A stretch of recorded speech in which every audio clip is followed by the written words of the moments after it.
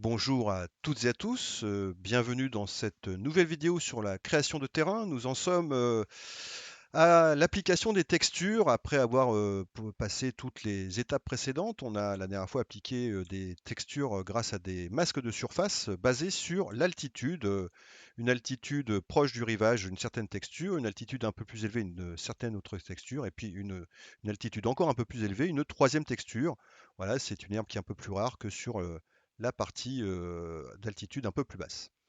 On va aujourd'hui voir comment utiliser des masques de surface plus sophistiqués que simplement l'altitude et qui nous permettent de faire des choses vraiment intéressantes.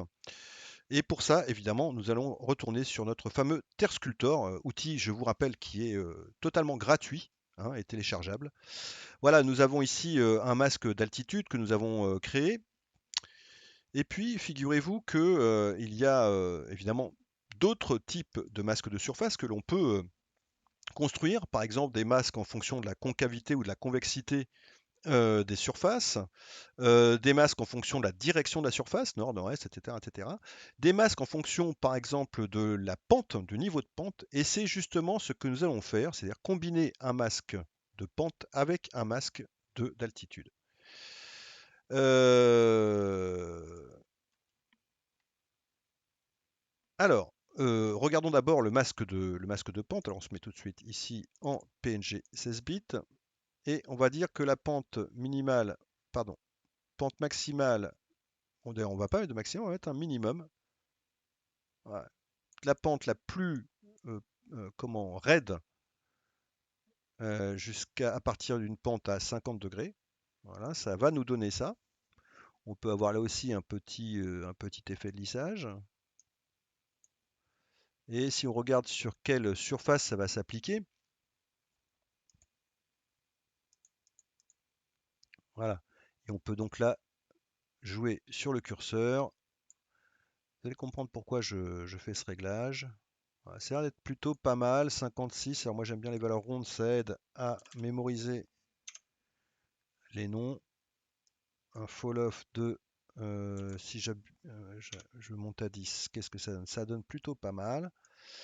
Vous avez probablement commencé à voir où je veux en venir. Vous voyez que ici, toutes ces surfaces-là représentent en fait les pentes très raides. Voilà, on a ici par exemple quelque chose qui est vraiment de l'ordre de la falaise en fait, hein, sur le bord de l'île, hein, le bord sud de l'île. Voilà, bon, on va retenir ça, 55, 90, 10. Hop, on ferme et voilà la magie. On va faire donc un filtre de surface qui va combiner deux filtres. Euh, un filtre d'altitude. Donc on veut que ce filtre en fait s'applique à partir d'une certaine altitude. Voilà, par exemple à partir de l'altitude 10 jusqu'en haut, avec un fall-off de 0, on s'en moque. Voilà. Et on veut que, alors, pardon, je build. Voilà.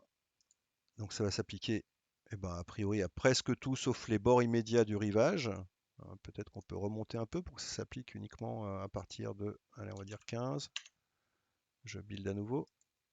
Voilà. Donc ça s'applique pas forcément au bord du rivage. Ici, on va appliquer un deuxième filtre qui est le filtre qui gère les pentes. Voilà, slope. Et donc on a dit tout à l'heure, on était pente minimum de 55, maximum, on peut mettre, alors je sais pas si 100 est une valeur autorisée, mais a priori oui.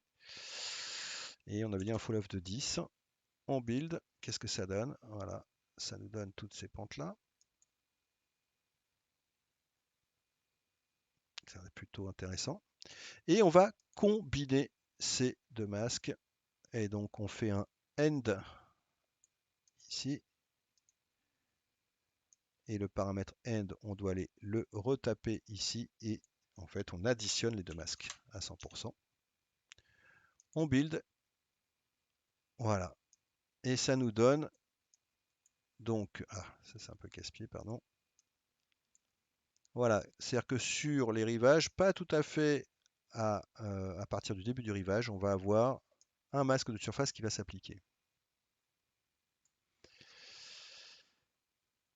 Eh bien, sauvegardons ce masque de rivage, de surface. On va l'appeler W W combined avec un bon accent anglais.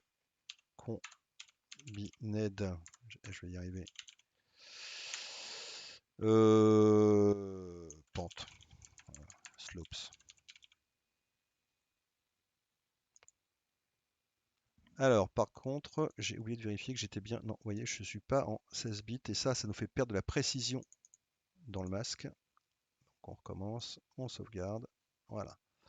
Voilà, le masque est sauvegardé et on va voir ce que ça peut ce à quoi ça peut nous servir ici sur Enfusion.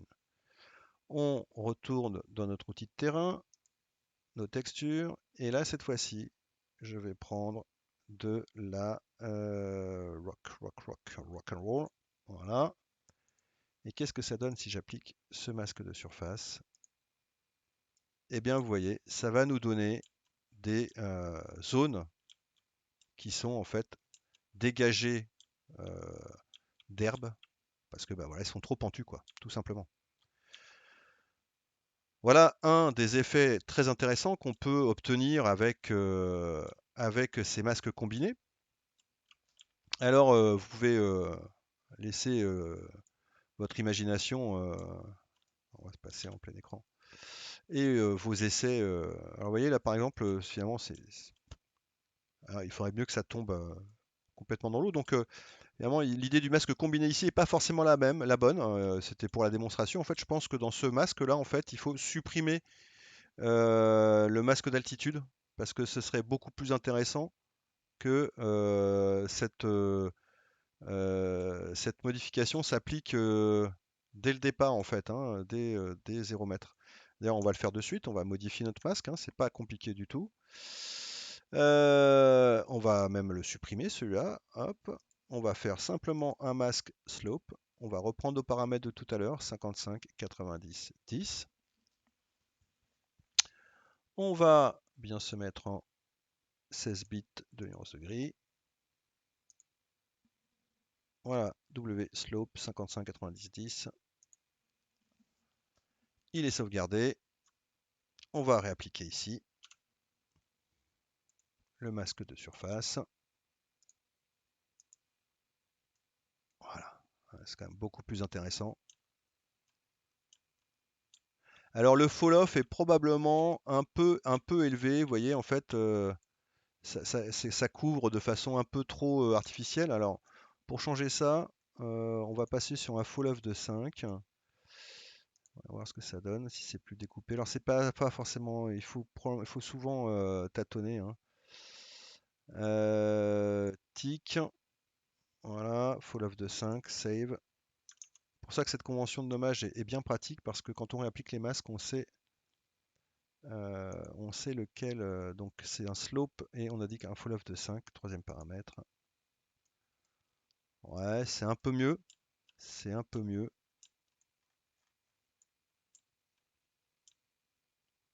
Ouais, je serais presque tenté un fall-off à 0. Un fall-off à 0 pour voir ce que ça donne, si ça donne pas des effets plus découpés, parce qu'en fait, c'est quand même plutôt intéressant d'avoir des effets découpés euh, sur les roches.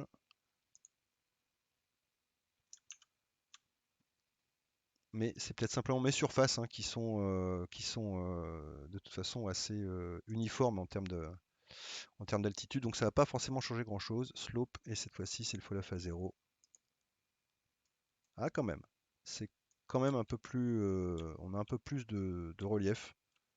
Alors, toujours, hein, une des règles, c'est d'essayer d'éviter l'uniformité des textures, hein. C'est clair, hein.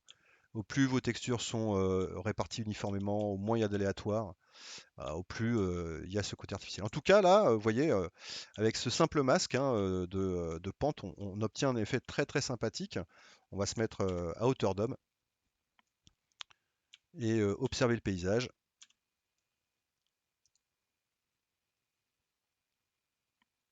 Voilà, en assez peu finalement de temps, hein, on a pu recréer un terrain avec des matériaux relativement réalistes et tout ça sans faire appel une seule fois au sculptage manuel et ce qui est d'une part effectivement beaucoup moins fastidieux et d'autre part qui donnent des résultats beaucoup plus satisfaisants.